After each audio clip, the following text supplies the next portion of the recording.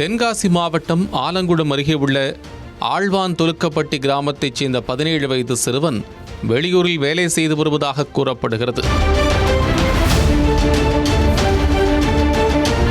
இந்நிலையில் தென்காசியிலிருந்து தனது சொந்த ஊருக்கு செல்லவிருந்த அந்த சிறுவன் மது அருந்திவிட்டு பேருந்தில் ஏறியுள்ளார்.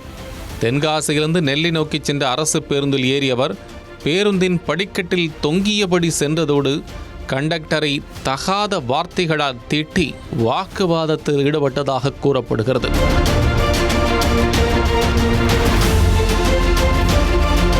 இதனால் அரசு பேருந்து நடத்துனர் அந்த சிறுவனை பாவூர் சத்திரம் அருகே இறக்கிவிட்டு சென்றுள்ளார்.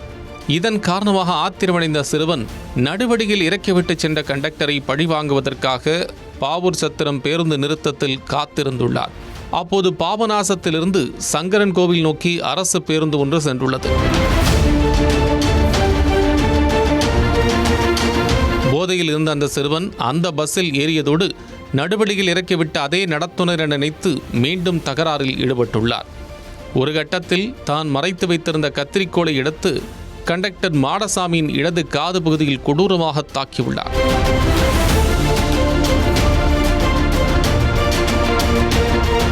இதில் மாடசாமியின் காதில் தசை கிழிவு ஏற்பட்டு ரத்தம் கொட்டியது.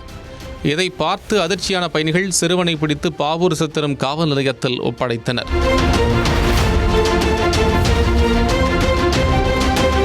நடுவடியில் இறக்கிவிட்ட அரசு பேருந்து கண்டக்டரை பழிவாங்க நினைத்து போதையில் இருந்த சிறுவன் வேறொரு நடத்துனரை கத்திரிக்கோலால் குத்தியது அப்பகுதி மக்களை அதிர்ச்சியில் ஆழ்த்தியுள்ளது.